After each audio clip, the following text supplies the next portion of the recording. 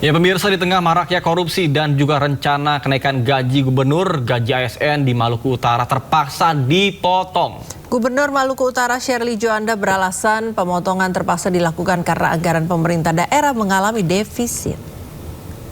Secara pribadi dan mewakili Pemprov Maluku Utara mengucapkan permintaan maaf mulai bulan Juli 2026 TPP untuk ASN level staff dan P3K akan dipotong 10%. Pemerintah Provinsi Maluku Utara resmi mengambil langkah efisiensi dengan memangkas tambahan penghasilan pegawai ASN.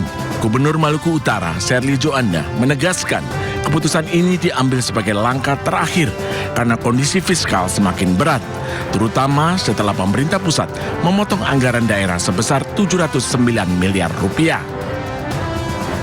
Oleh karena itu, dengan berbagai pertimbangan dilakukan efisiensi potongan 10% untuk TPP mulai bulan 7 sampai bulan Desember itu menghasilkan efisiensi 67 miliar. Artinya kita masih tetap defisit 51 miliar. Solusinya adalah peningkatan PAD. Jadi, apakah bisa tidak dipotong? Tidak bisa. Dengan berbagai simulasi itu yang terbaik yang bisa dilakukan. Oleh karena itu, saya mewakili pribadi dan pemerintah Provinsi Maluku Utara memohon maaf atas pemotongan ini, memohon pengertiannya dan menginfokan penjelasan bahwa memang fiskal kita dalam kondisi yang sulit untuk tidak dilakukan pemotongan karena rencananya pemangkasan akan diterapkan mulai Juli hingga Desember 2026.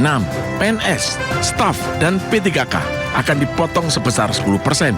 Sementara eselon 1 hingga 4 sudah sejak awal Januari ini dipotong sebesar 20%. Tetapi tadi juga sudah mendengar semua keluhan dari kepala daerah bahwa itu tidak menyelesaikan masalah kami di daerah karena kami sekarang tidak punya cash flow untuk membayar gaji P3K sampai dengan akhir tahun.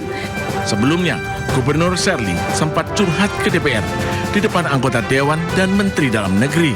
Sherly mengaku kesulitan menggaji pegawai pemerintah P3K sampai akhir tahun 2026.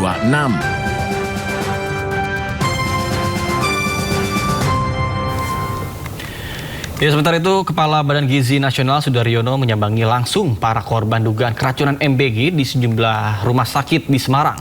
Total terdapat 707 korban usai mengkonsumsi MBG pada Jumat kemarin.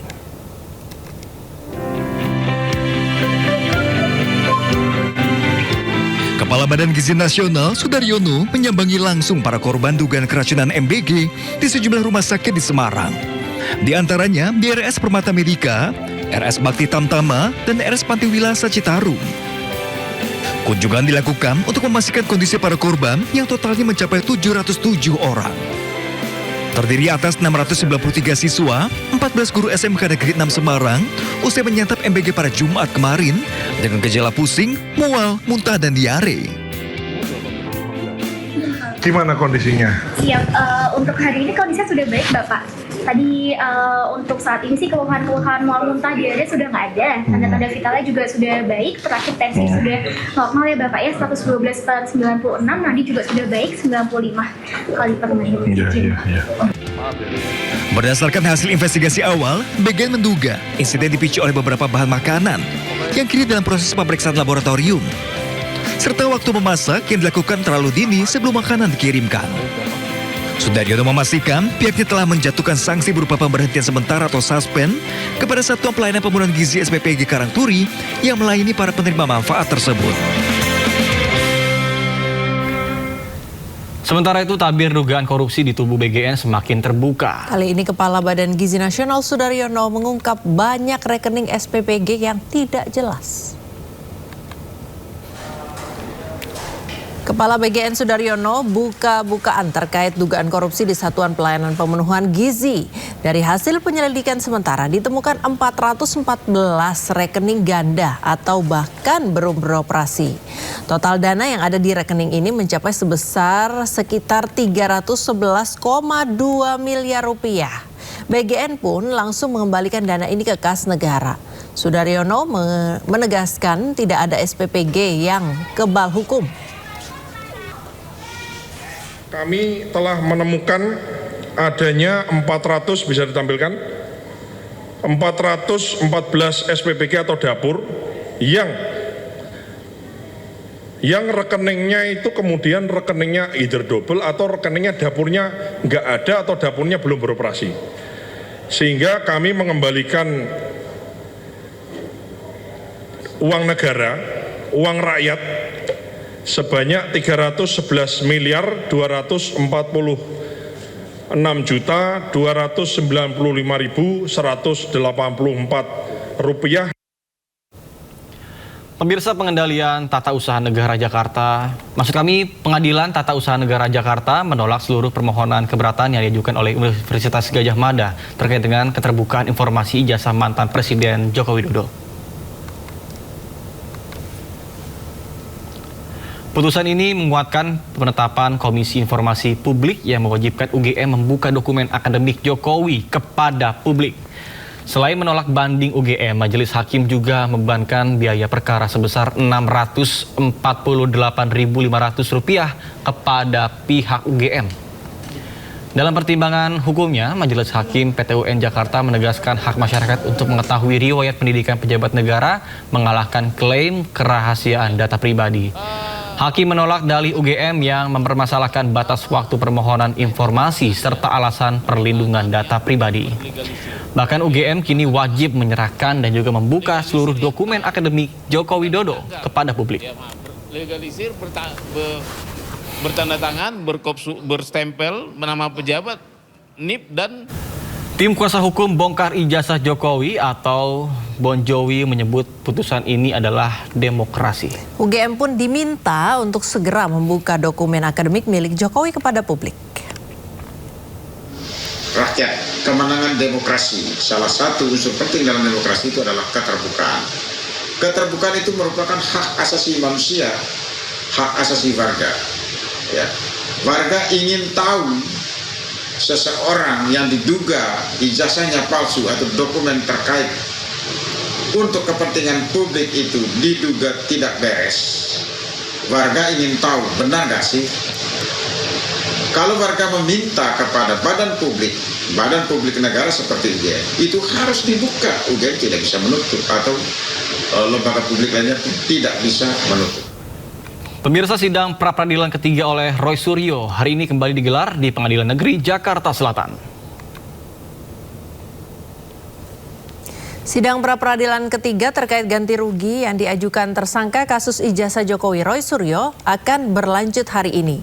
Sidang yang akan dipimpin Hakim Tunggal I Ketut Darpawan ini mengagendakan menghadirkan ahli dari pihak termohon. Dalam sidang pra-peradilan sebelumnya, pihak tim kuasa hukum Roy Suryo menghadirkan ahli pidana Didit Wijayanto Wijaya. Dalam kesaksiannya, Didit menyebut putusan pra-peradilan yang menyatakan suatu upaya paksa tidak sah, memiliki kekuatan hukum tetap, dan menunjukkan adanya kesalahan prosedur dalam pelaksanaan kewenangan penyidik.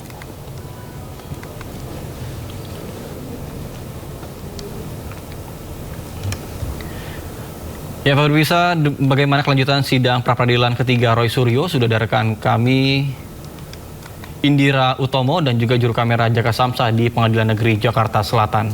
Ya, selamat pagi Indira, apa agenda sidang pada hari ini? Ya, selamat pagi Nata dan juga Priska. Untuk sidang ketiga pra-peradilan Roy Suryo memang kembali digelar, dan untuk persidangan hari ini nantinya dijadwalkan akan mulai pada pukul 8.30. Namun hingga saat ini kami selaku awak media masih menunggu kehadiran dari pihak pemohon yakni Roy Suryo dan juga pihak termohon yakni Polda Metro Jaya. Dan untuk sidang kali ini merupakan rangkaian gugatan ganti rugi yang diajukan oleh Roy Suryo atas penangkapan dan penahanan yang sebelumnya memang dinyatakan tidak sah. Dan Roy Suryo ini juga mengajukan ganti rugi dengan total biaya hingga 206 juta. Adapun untuk isi petitum yang diajukan, yang pertama yakni mengabulkan permohonan pra-peradilan dari pemohon untuk seluruhnya, kemudian menghukum termohon untuk membayar ganti rugi kepada pemohon. Untuk kerugian material ini berkisar 106 juta dan kerugian imaterial 100 juta. Artinya total kerugian yang ditaksir ini mencapai 206 juta rupiah. Dan Pada sidang sebelumnya pada tanggal 31 Juli memang dari pihak Roy Suryo menghadirkan ahli pidana yakni Didit Wijayanto dan mengatakan bahwa untuk putusan pra peradilan yang menyatakan penangkapan itu memang tidak sah. Namun menurut ahli, hakim ini tetap harus menilai apakah kerugian yang diklaim dari pemohon ini benar-benar timbul akibat dari aksi penyidik atau tidak. Dan untuk menanggapi permohonan yang diajukan dari pihak Roy Suryo, pihak Polda Metro Jaya yakni Kabid Hukum Polda menyatakan bahwa kwitansi yang diajukan itu hanya berupa dana, namun belum membuktikan bahwa seluruh dana ini keluar akibat dari tindakan yang diajukan penyidik. Dan kami akan terus berikan informasi terbaru kepada Anda, Nata dan juga Priska, untuk persidangan hari ini apabila nanti persidangan akan dimulai. Sementara itu.